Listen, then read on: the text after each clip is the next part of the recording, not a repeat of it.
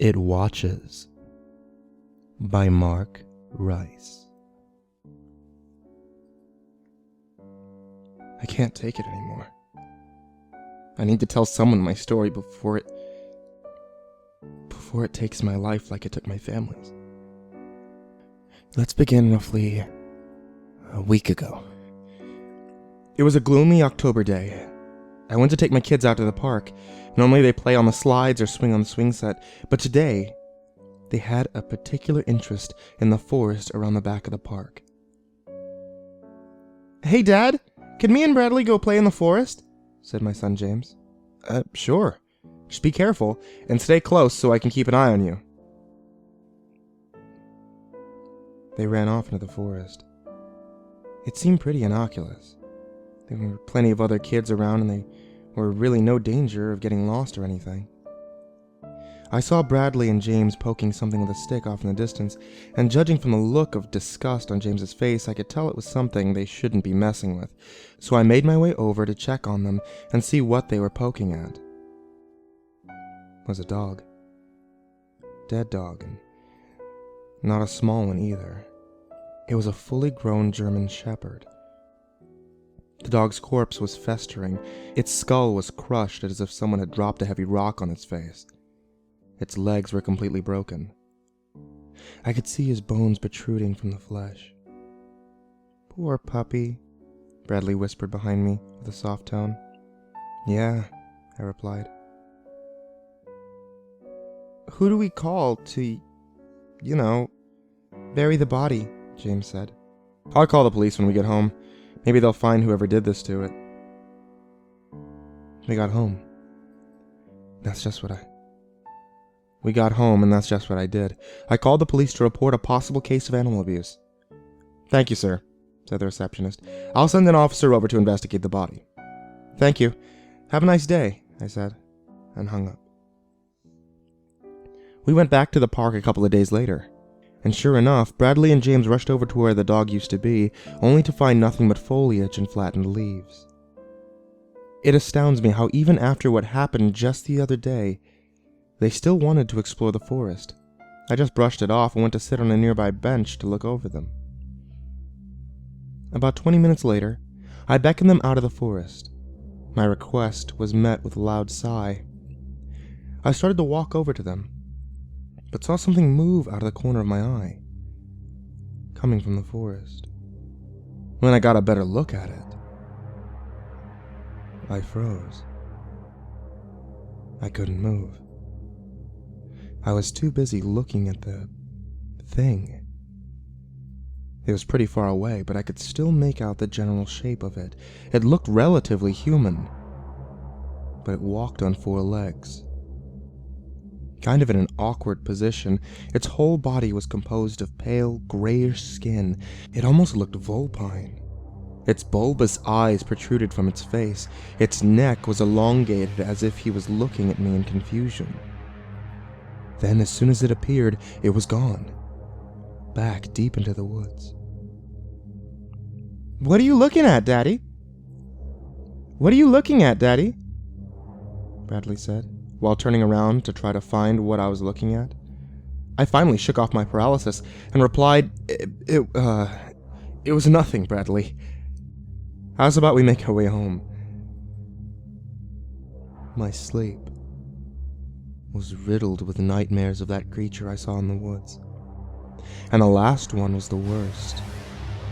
I was alone in a room I've never seen before.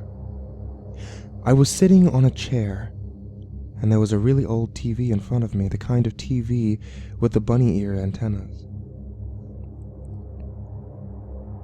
It didn't have color or sound. The screen showed a black and white forest. After looking around, I saw the dog's body at the bottom left corner of the screen, which justified that it was the very same forest from the park. For what felt like 30 seconds, I watched the wind rustle the leaves on the trees, and I even saw a deer off in the distance. And then I saw my kids. I saw them walk up to the dog, pick up a stick, and start poking it, just like the other day. Then I saw it. I saw the thing sneaking up on them, slowly crawling around the trees from the opposite corner of the screen. I wanted to scream and yell to Bradley and James to get away, but I couldn't. The thing stopped, lowered his whole body like a cat hunting a mouse, and left just as I came to see what they were looking at, exactly like the other day. Then the screen turned to static, and I woke up abruptly in a cold sweat. I looked to my left. My wife was still sleeping beside me. I got up from the bed very carefully as to not wake her up. I went to check on Bradley and James. Since they were still pretty young, they shared a room. I looked over at the clock in the hallway. 5 a.m. No use in going back to sleep, I thought to myself. I went to the kitchen to make myself a cup of coffee in an attempt to wake myself up. I opened the cabinet, pulled out the coffee machine. I paused. I thought I heard a noise coming from the hallway. It's probably my wife, I thought to myself. It seemed a little early for her, but I shook it off. Since she was awake, I decided to make a second cup of coffee for her. I went back to my bedroom to greet her, and what I saw should not have been seen by human eyes. The thing, it was in my bedroom. It had my wife's now turgid corpse in his grasp. The sound of breaking bones echoed through the room. There was blood all over the bed, on the walls. My wife's corpse was now almost unrecognizable. Her torso was ripped open, organs spilled from her abdomen. Her skull was smashed against the wall, and there was tiny bits of brain tissue scattered everywhere. And the smell hit me like a pile of bricks. I almost threw up, but I was immobilized by fear. I couldn't move. I could only stare at that monstrosity. I didn't realize until it was too late. The creature had gotten off the bed and was quickly running at me. I didn't move in time. It pushed me to the ground with surprising strength and ran down the hallway. My kids. He's going for my kids, I thought to myself. I got up and picked up a trowel from where we were renovating the bedroom. I turned around and yelled in a hoarse voice, "Bradley! James! Wake up! Lock your door!" Now that I think about it, locking the door wouldn't have helped.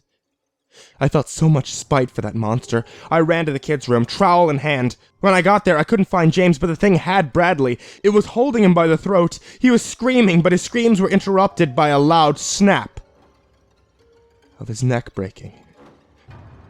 The monster dropped Bradley's body onto the bed.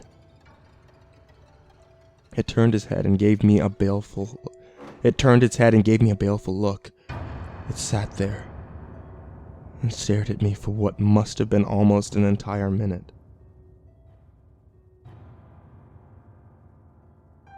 That was 2 days ago.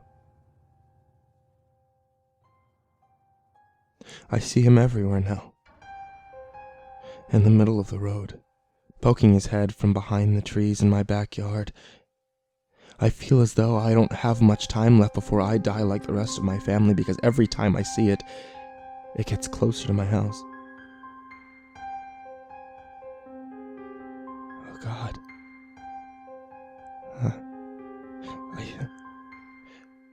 I think I heard something come from the kitchen.